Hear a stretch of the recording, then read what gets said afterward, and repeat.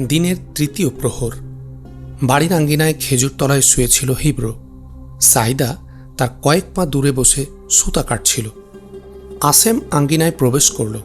তাকে দেখে মুখ ফিরিয়ে গান গাওয়া শুরু করল সাইদা।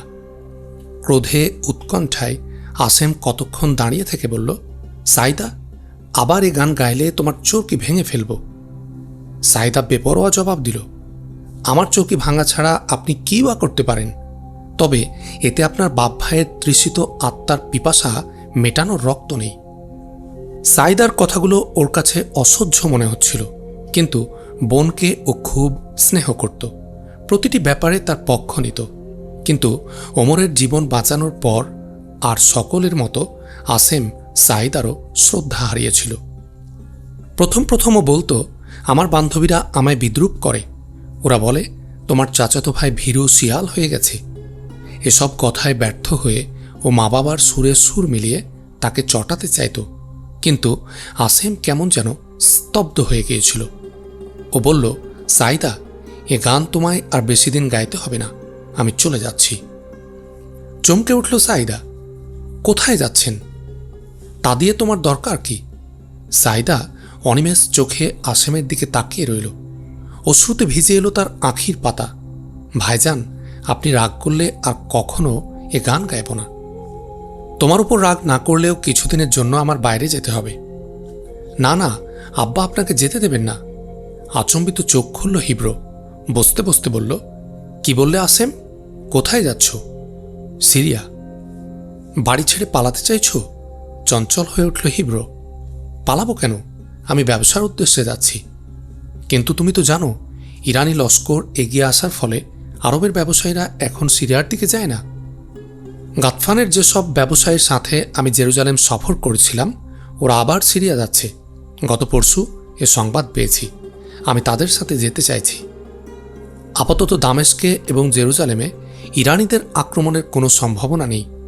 উত্তরের শহরগুলোতে ভীতি ছড়িয়ে পড়ার কারণ হচ্ছে, ওখানকার বিত্তশালীরা ধন সম্পদ নিয়ে কস্তুনতুনিয়া এবং ইস্কান্দারিয়া চলে যাচ্ছে। ফলে মূল্যবান জিনিসও ওখানে খুব কম দামে বিক্রি হচ্ছে। আপনি আমায় সামান্য কিছু টাকা দিলে আশা করি আগের চেয়ে বেশি লাভ। ইরানিদের জন্য সামনে যেতে না পারলে ফিরে আসব। ইতিমধ্যেই অনেক ব্যবসায়ী কাফেলা দামেস্কে পৌঁছে গেছে। ওখানে কাপড়ের দাম খুব কম। এ সফরে লাভের আশা না থাকলেও আমার কিছুদিন বাড়ির বাইরে থাকা উচিত। হিব্রো অনেকক্ষণ মাথা ঝুঁকিয়ে চিন্তা করল। তারপর মাথা তুলে আসেমের দিকে তাকিয়ে বলল, তোমার অংশের টাকায় আমি হাত দেইনি। যখন ইচ্ছে নিতে পারো, কিন্তু তোমার ব্যবসায় আমার কোনো আকর্ষণ নেই। আমার ভাতিজা বনু খাজরাজের ভয়ে পালিয়েছে। এখন লোকের এ অপবাদও আমায় শুনতে হবে। ইচ্ছে করলে তোমার বাগানও বেচে দিতে পারো। চাচাজি, আপনি জানেন আমি ভীতু নই, কিন্তু আওস ও খাজরাজের যুদ্ধ আমাদের দুদলের বরবাদি ছাড়া কিছুই বয়ে আনবে না। এতে কেবল ইহুদিরাই ফায়দা লুটবে। এ তোমার মনের কথা নয়। জাদুর প্রভাব। গত যুদ্ধে তাদের লোকবল এবং অস্ত্রবল বেশি ছিল, এ কথা সত্য, কিন্তু জয়ের পরও তো কয়েক মাস ওরা আমাদের সামনে আসার সাহস পায়নি। হঠাৎ তোমার পিতা নিহত হলেন। বাধ্য হলাম যুদ্ধের প্রস্তুতি নিতে। তুমি সিরিয়া যাবার পর ওরা কয়েকবার হুমকি দিয়েছে, কিন্তু বুঝিয়ে সুঝিয়ে আমাদের কাবিলার যুবকদের দমিয়ে রেখেছি। তাদের বলেছিলাম, কদিন অপেক্ষা করো, আসেম তোমাদের জন্য উন্নত মানের তরবারি নিয়ে আসবে। তোমাদের একজন নেতা প্রয়োজন। আমার ভাতিজা তোমাদের সেই ইচ্ছা পূরণ করতে পারবে। তোমরা তার আসা পর্যন্ত অপেক্ষা করো। ওরা বারবার আমায় জিজ্ঞেস করত, আসেম কবে আসবে আর কতদিন আমাদের ভীরু কাপুরুষের অপবাদ শুনতে হবে। তুমি এলে, কিন্তু ততদিনে তোমার পৃথিবী বদলে গেছে। কাবিলার ইজ্জত সম্মান দূরে থাক, তোমার কাছে তোমার পিতার রক্তেরও কোনো দাম নেই। কাবিলার লোকেরা এখন আমায় উপহাস করে। হাই, আজ পর্যন্ত যদি বেঁচে না থাকতাম। তোমার বিরুদ্ধে আমার কোনো অভিযোগ নেই। এর সব ওমর এবং আদির জাদুর ফল। আমি জানি, যতদিন পর্যন্ত তোমার তলোয়ারে এদের খুন না ঝরবে, ততদিন পর্যন্ত এ জাদুর প্রভাব নষ্ট হবে না। তাহলে চাচাজি, আমায় তো জাদু করা হলো, বনু খাজরাজের হলোটা কি? এই 2.5 মাস পর্যন্ত ওরাও তো যুদ্ধের কথাই বলছে না। দরকার কি? ওরা তো এমনিই বিজয়ী দল। প্রতিটি নিহত ব্যক্তির প্রতিশোধ ওরা তুলে নিয়েছে। তাছাড়া তোমার কাজে ওরা নিশ্চিত যে আমরা পরাজয় মেনে নিয়েছি। ওরা যুদ্ধের প্রস্তুতি না নিলেও আমার কাবিলা বেশিদিন নিশ্চুপ থাকবে না। তাদের বলবো না, আমার ভাতিজার উপর থেকে জাদুর প্রভাব দূর হওয়া পর্যন্ত অপেক্ষা করো। আমাদের কাবিলাকে বাড়াবাড়ি করতে হবে না। ইহুদিরা আমাদের চেয়ে বেশি দূরদর্শী এবং সতর্ক। আমার দৃঢ় বিশ্বাস ওরা এমন পথ বের করবে যাতে আওস ও খাজরাজ তরবারি তুলতে বাধ্য হয়। আমাদের শান্তির 2.5 মাস ওদের জন্য খুব কষ্টের ছিল। তুমি কথায় কথায় ইহুদিদের প্রসঙ্গ টানছ কেন? তাদের ঘাড়ে দোষ চাপিয়ে দায়িত্ব এড়াতে পারবে না। হিব্রো উত্তেজিত হয়ে পড়ল। চাচাজি, ইহুদিরা পর্দার আড়ালে আওস ও খাজরাজ উভয়ের পিঠ চাপড়ায়, এ কথা কি ঠিক নয়? লড়াই চালিয়ে যাবার জন্য ওরা কি দুদলকে ঋণ দেয়নি? ওমর হত্যার মিথ্যা অপবাদ কি চাপায়নি আমার ঘাড়ে? ইহুদিদের যা ইচ্ছে বলতে পারো, কিন্তু কিভাবে বুঝলে খাজরাজ আমাদের বন্ধু হয়ে গেছে? বনু খাজরাজ আমাদের বন্ধু নয়, কিন্তু ওদের চেয়ে বিপজ্জনক দুশ্মন আমি দেখেছি। যে লড়াইতে ইহুদিদের উদ্দেশ্য পূর্ণ হয়, আমি সে যুদ্ধের জন্য তরবারি ধরতে নারাজ। আমাদের কাবিলার ছেলে বুড়ো সবাই যখন বনু খাজরাজের সামনে সারি বেঁধে দাঁড়াবে, তখনও কি তুমি তরবারি ধরবে না? জানি না, তবে তখন হয়তো আমি এখানে থাকব না। ইহুদিদের চেহারায় আনন্দের ঢেউ বয়ে যাবে, তা আমি সইতে পারব না। বলুন তো চাচা, আওস ও খাজরাজ 2 ভাই ছিল না? আমাদের রক্ত কি এক নয়? উত্তেজিত কণ্ঠে হিব্রো বলল, তুমি পাগল, একেবারে পাগল হয়ে গেছ। ইস, তোমার জাদুর যদি কিছু করতে পারতাম। তুমি যেখানে ইচ্ছা যেতে পারো, আমি তোমায় বাধা দেব না। মনে করব যে ভাতিজার বীরত্বে আমি গর্ব করতাম, সে মরে গেছে। হিব্রোর স্ত্রী ঘর থেকে বেরিয়ে এসে বলল, বলি হচ্ছেটা কি? আবার বুঝি ওর সাথে লড়াই শুরু করেছেন? জাদুর প্রভাব কি কথায় দূর হবে? হিব্রো নিরুত্তর রইল। তার স্ত্রী সাইদার কাছে গিয়ে বসল। একটু পর সে আসেমের দিকে ফিরে বলল, সালেম আসেনি? ওবায়দের সাথে আসছে, আমি একটু আগেই চলে এসেছি। সহসা বাইরে থেকে কারো পায়ের শব্দ ভেসে এলো। ওরা সবাই চঞ্চল হয়ে দরজার দিকে তাকাতে লাগলো। ভেতরে ঢুকল সাইদার মামা মুঞ্জির।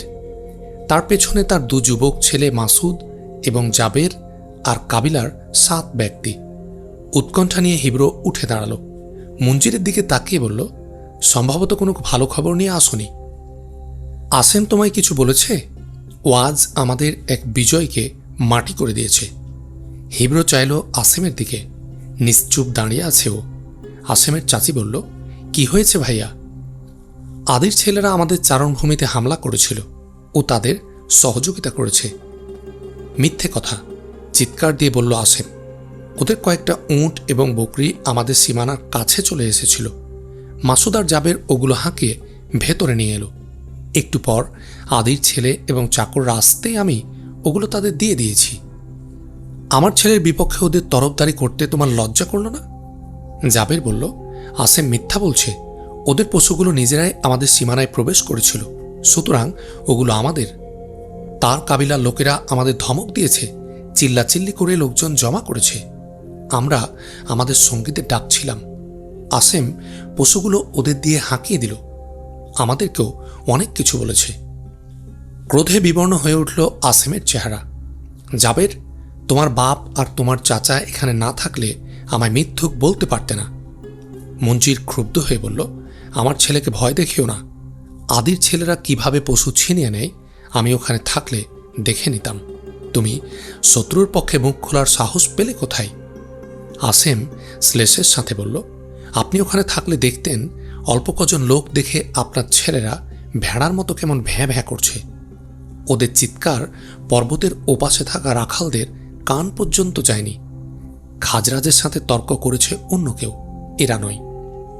আপনার বীর সন্তানেরা তো তাদের কাছে ঘেঁষতেই সাহস পায়নি। মাসুদ তো একটা উট ধরে দাঁড়িয়েছিল, পালাতে হলে যেন অন্য পায়ের সাহায্য নেওয়া যায়। মাসুদ বলল, কি সব বলছো? অন্যদের সংবাদ দেওয়ার জন্য আমি উট ধরে দাঁড়িয়েছিলাম। তাহলে তাদের পশুগুলো ঘেরাও করার সময় কেন ভাবনি যে তোমরা 8-10 জনের ভয়ে পালিয়ে যাবে? তখনও তাদের চেয়ে আমাদের লোক বেশি ছিল, এ কথা কি ঠিক নয়? কিন্তু তুমি তো আমাদের লোকদের লড়তে নিষেধ করেছিলে। হ্যাঁ, আমি ওদের নিষেধ করেছিলাম। প্রথম আঘাতটা তোমরা করবে নিশ্চিত হলে তোমাদের নিরাশ করতাম না। আমার মতো আদির ছেলেরাও তাদের লোকদের শান্ত করছিল। এ কথা কি ঠিক নয়? মুঞ্চির অন্যান্য লোকদের লক্ষ্য করে বলল, তোমরা তো শুনলে, আসেম আবার শত্রুর সামনে নিজ গোত্রের লোকদের অপমানিত করল। আমি শত্রুর সহযোগিতা করিনি, আপনার সন্তানদেরকে অপকর্ম থেকে বিরত রেখেছি। হিব্রোর ভাতিজা না হলে তোমায় দ্বিতীয়বার মুখ খোলার সুযোগ দিতাম না। এতক্ষণ এখানে পড়ে থাকতো তোমার লাশ। থাক থাক, আর বলতে হবে না। আপনার তরবারির ধার আমার ঠোঁটের মতো হলে নিশ্চয় আমি ভয় পেতাম, কিন্তু গত যুদ্ধে আপনার বীরত্বপনা দেখেছি। লাফঝাঁপ দেওয়ার সময় আপনি সবার আগে, আর যুদ্ধের সময় সবার পেছনে ছিলেন। এরা সবাই তার সাক্ষী।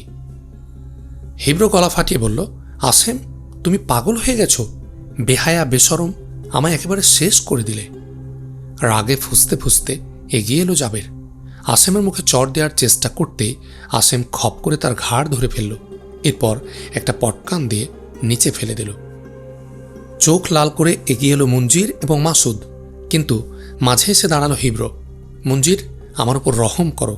তুমি জানো জাদুর প্রভাবে আসেমের মাথা ঠিক নেই। কথা দিচ্ছি ও আর আমার কাছে থাকবে না। আমি লজ্জিত মঞ্জির, আমায় ক্ষমা করো। মঞ্জির তাচ্ছিল্যের সাথে আসেমের দিকে তাকিয়ে দ্রুত বেরিয়ে গেল। ছেলেরা গেল তার সাথে। খানিক পর বাকি লোকেরাও বেরিয়ে গেল। এতক্ষণ হতভম্বের মতো তাকিয়েছিল সাইদা। এবার কাঁদতে কাঁদতে একদিকে সরে গেল।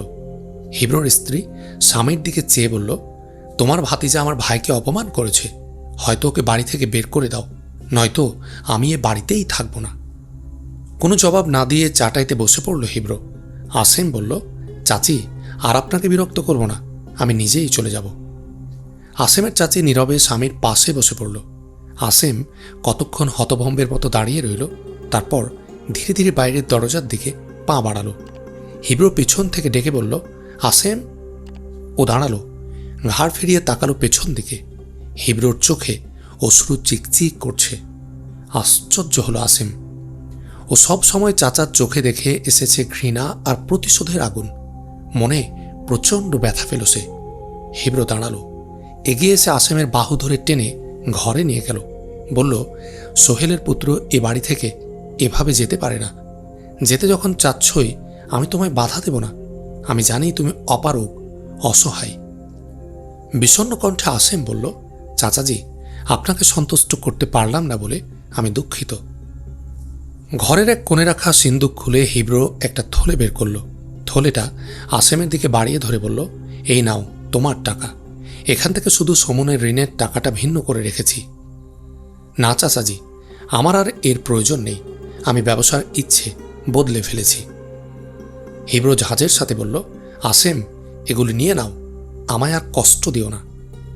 একান্ত বাধ্য হয়ে হাত বাড়িয়ে দিল আসেম। কি ভেবে বলল, চাচাজি, আজকেই তো যাচ্ছি না, কদিন এক বন্ধুর বাড়িতে থাকব, আপনার কাছে রাখুন, যাবার সময় নিয়ে যাব।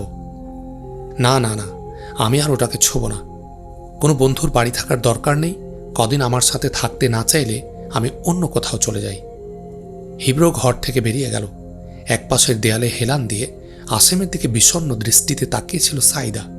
ও তাড়াতাড়ি এগিয়ে বলল, দিন, আপনার আমানত আমিই রাখব। আসেম টাকার থলেটা তার হাতে দিল। অনিরুদ্ধ কান্নার আবেগ সংযত করে সাইদা বলল, আপনি যাবেন না ভাইয়া। আসেম তার মাথায় হাত বুলাতে বুলাতে বলল, সাইদা, তুমি খুশি হলে আমি আরও কদিন তোমার মায়ের গালি শুনতে রাজি। কদিন পরও যেতে পারবেন না। আপনি সব সময় এখানে থাকবেন। কথা দিচ্ছি, আম্মা আর আপনাকে কিচ্ছু বলবে না। ভাইয়া, আপনার মনে আছে, আমি যখন ছোট্ট ছিলাম তখন আপনার রাগ হলে আমায় মারতেন। এখনও আমায় মারুন, আমি তো বেশি বড় হয়ে যাইনি। ওকে কাছে টেনে নিয়ে আদর করে মাথায় হাত বোলাতে লাগলো আসেম। সাইদা ফোঁপাতে ফোঁপাতে বলল, আপনি বাড়িতে থাকলে রাতে আমি ভয় পাই না, কারণ কিছু হলে আপনাকে ডেকে তুলতে পারবো। আপনাকে দেখলে চোর, ডাকাত, জিন, পরি সব পালিয়ে যাবে, কিন্তু আপনি না থাকলে আমি সব কিছুতেই ভয় পাব। আমি না থাকলেও সালেম এবং চাচাজান তো থাকবে। না না, আপনাকে সবার প্রয়োজন। সাইদা, তোমায় শুধু কথা দিতে পারি যে তোমায় দেখার জন্য অবশ্যই আমি ফিরে আসব, কিন্তু আমি গেলেই আমার কাবিলার ভালো হবে। তুমি চিন্তা করো না, আমি তাড়াতাড়ি ফিরে আসব। গেল সফরে তোমার ধারণার পূর্বে ফিরে আসেনি? তখন তো আপনি রাগ করে যাননি। এখনও রাগ করে যাচ্ছি না। আমার যাওয়া যে কত দরকার একদিন নিশ্চয় তোমায় বোঝাতে পারবো। উঠানের দিকে তাকালো সাইদা। আব্বা বেরিয়ে গেলেন। আমার আশঙ্কা হচ্ছে তিনি আবার রাগ করে কোথাও চলে যান নাকি। তুমি নিশ্চিন্ত থাকো, আমি তাকে নিয়ে আসছি। আসেম বেরিয়ে গেল। হিব্রু গোয়ালের কাছে দাঁড়িয়ে ওবায়দের সাথে কথা বলছিল।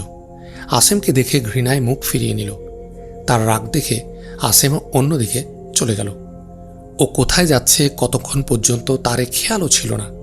তার কানে বাজছিল চাচা এবং মঞ্জিরের তিক্ত শব্দগুলো। হঠাৎ তার মনে হলো আজ চতুর্দশী।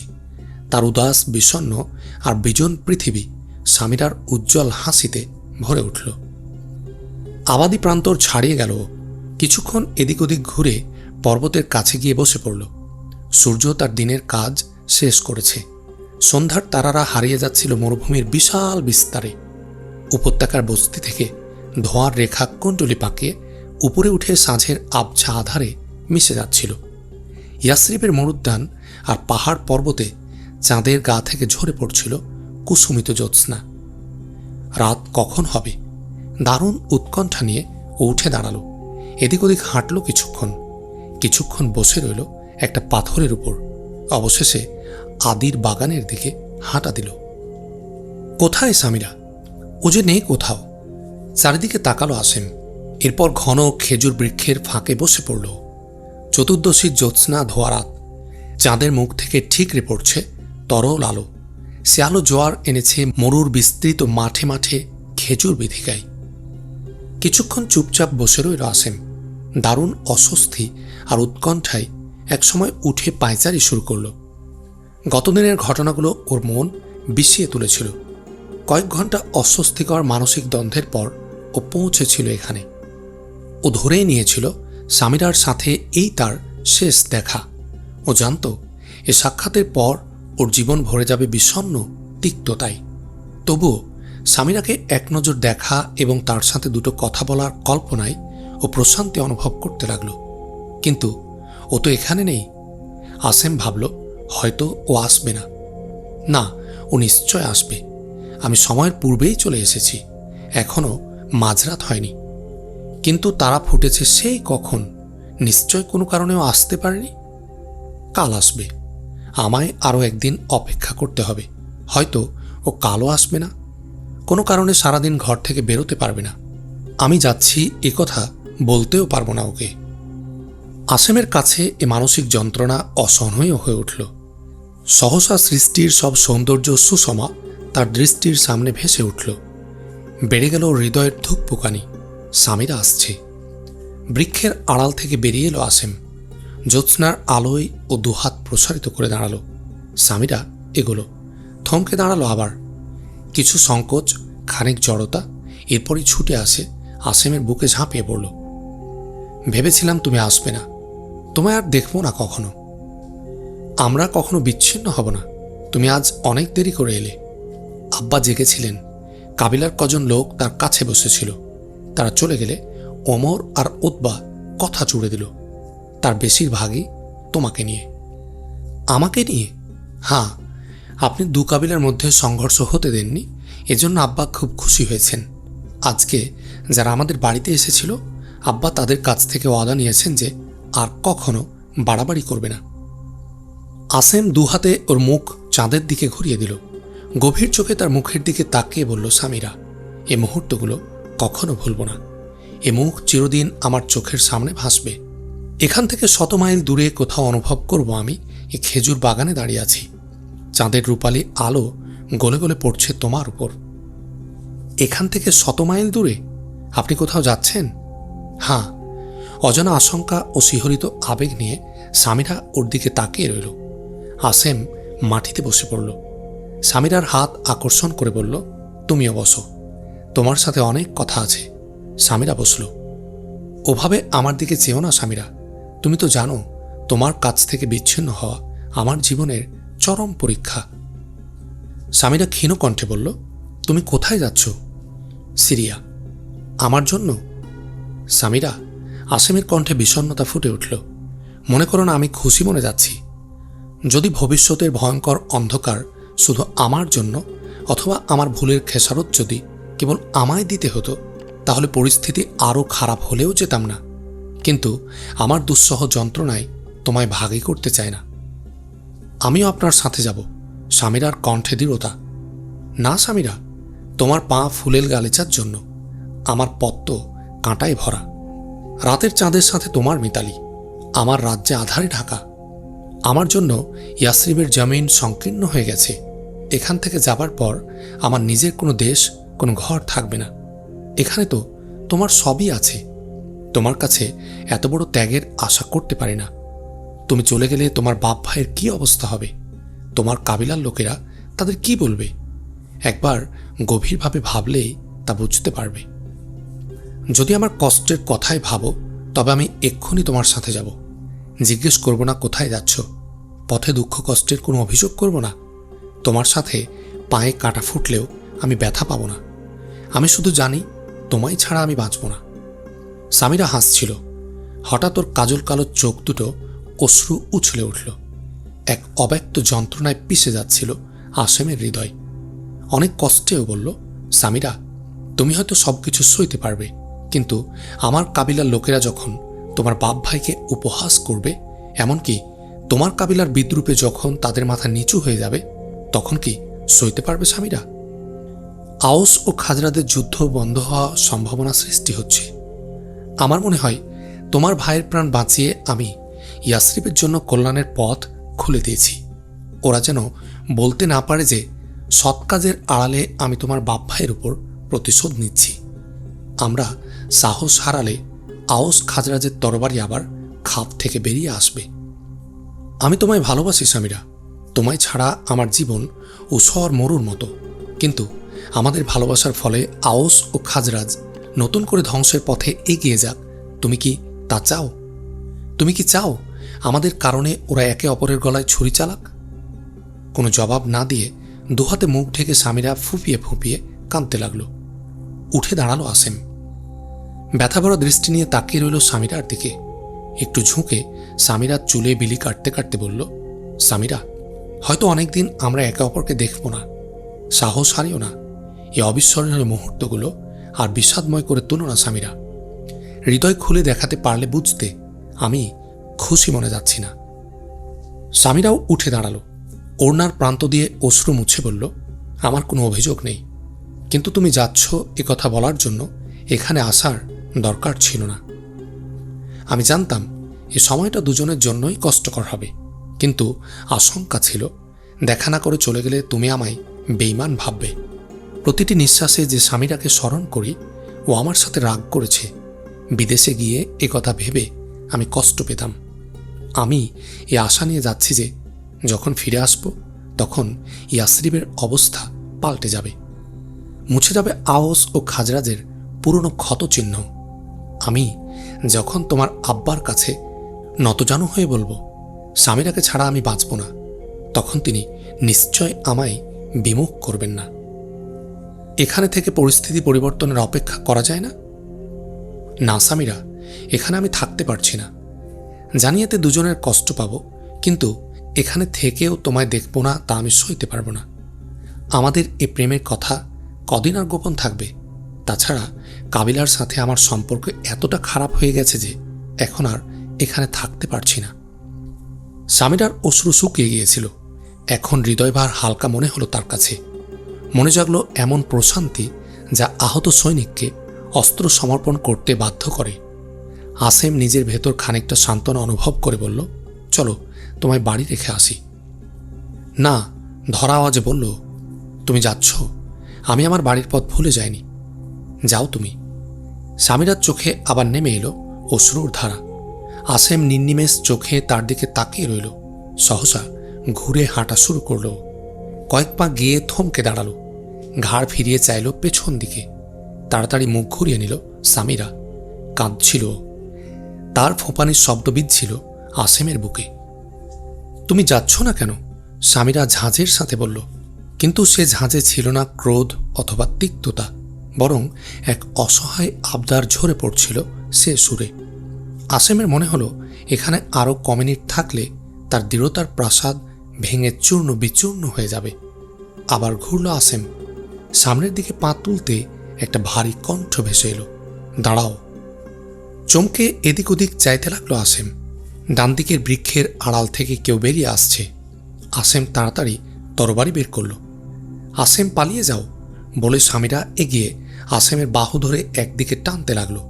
আসেমকে পালাতে হবে না বলতে বলতে এগিয়ে এলো আদি। স্বামীরা আসেমকে ছেড়ে পিতাকে জড়িয়ে ধরে বলল, আব্বা, ওর কোনো অপরাধ নেই, ও ইয়াসরিব ছেড়ে চলে যাচ্ছে। আপনার সম্মানের দিকে চেয়ে ও চলে যাচ্ছে। ও লোকেরা আপনাকে অপবাদ দিক, ও তা চায়নি। চিল্লাচিল্লি করো না স্বামীরা, তুমি যাও, আমি ওর সাথে কিছু কথা বলবো। আদির কণ্ঠে কোনো তিক্ততা নেই। আশ্চর্য হলো আসেম। আব্বা, আব্বা, ওকে কিছু বলবেন না, ও আপনার দুশ্মন নয়। বেকুব, চুপ করো, আমার তো শূন্য হাত। আদি তাকে একদিকে সরিয়ে আসেমের সামনে এসে দাঁড়ালো। ওরা কতক্ষণ নীরবে একে অপরের দিকে তাকিয়ে রইল। অবশেষে আদি বলল, তোমার তরবারি খাপে ঢুকাতে পারো, আমার লোকেরা ঘুমিয়ে আছে, পেছন থেকে কেউ তোমায় আক্রমণ করবে না। লজ্জা পেয়ে তরবারি খাপে পড়ল আসেম। তোমাদের কথাবার্তা আমি শুনেছি, এবার তোমার সাথে কিছু কথা বলতে চাই, এসো আমার সাথে। আসেম নড়ল না এক চুলো। আদি কয়েক পা গিয়ে পেছনে তাকিয়ে বলল, কি, এক বুড়োকে ভয় করছে? কিছু না বলে আদির পেছনে হাঁটা দিল। কয়েক কদম দূরে চরম উৎকণ্ঠা নিয়ে দাঁড়িয়েছিল স্বামীরা। ও দৌড়ে গাছের আড়ালে চলে গেল।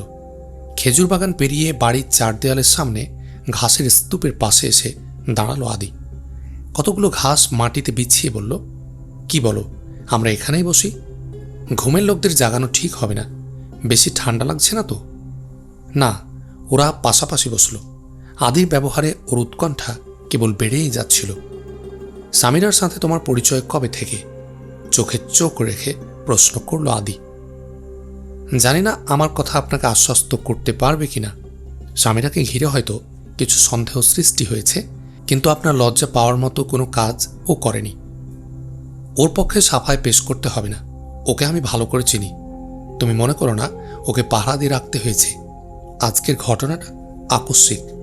ও যখন আলতো পায়ে বেরিয়ে আসছিল আমি জেগেছিলাম। দরজা খোলার শব্দ পেয়ে আমি উঠানের দিকে তাকালাম।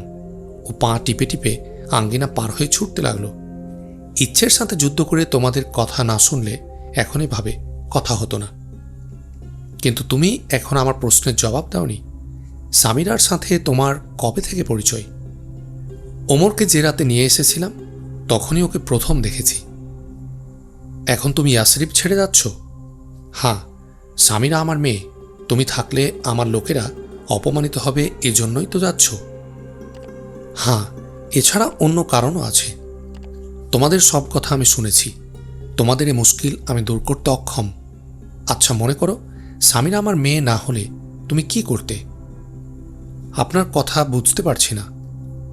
সামিরা বনু খাজরাজে না হয়ে অন্য কাবিলার মেয়ে হলে কি করতে? জানি না, তবে বর্তমান পরিস্থিতিতে কাউকে আমার বিপদের ভাগই করতাম না।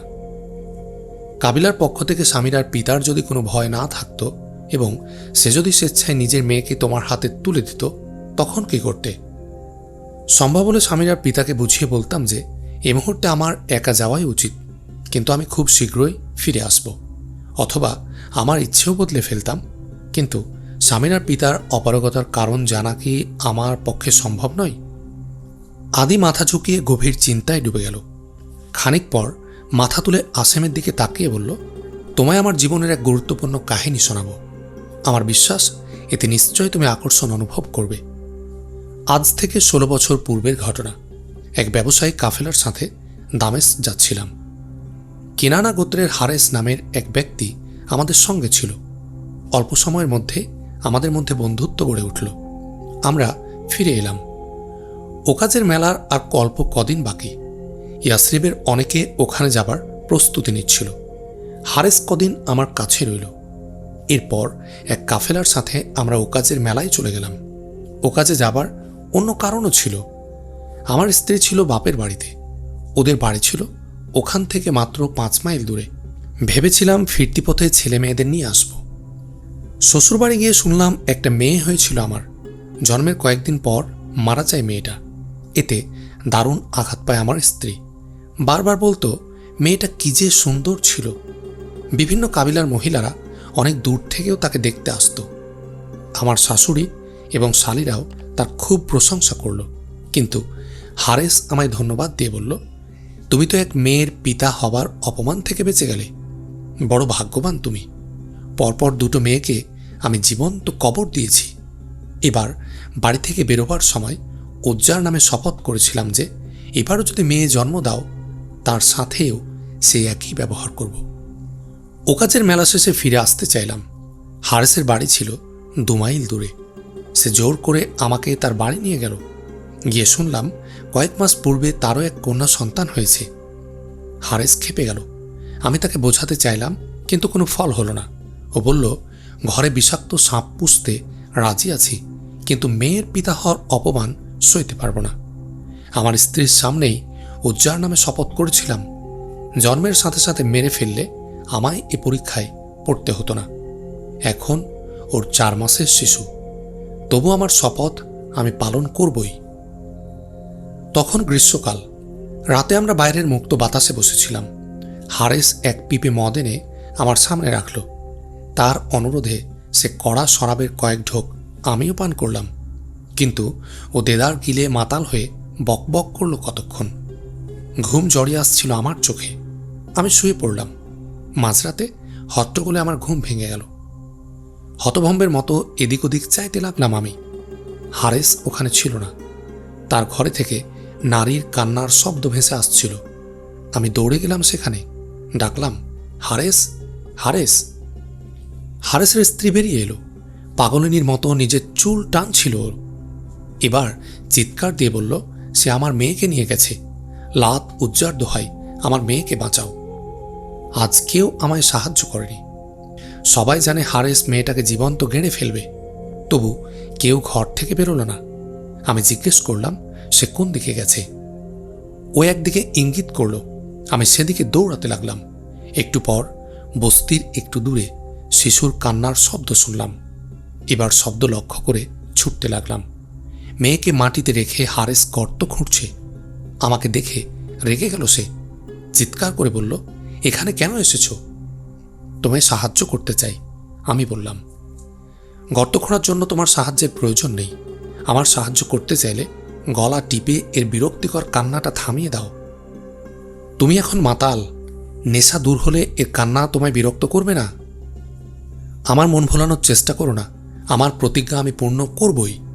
আবার গর্ত খুঁড়তে লাগলো হারেস। এগিয়ে আমি তার হাত ধরে ফেললাম। ক্ষুব্ধ হয়ে ও আমার পেছন দিকে ঠেলে দিয়ে বলল, আমি ভীরু কাপুরুষ নই।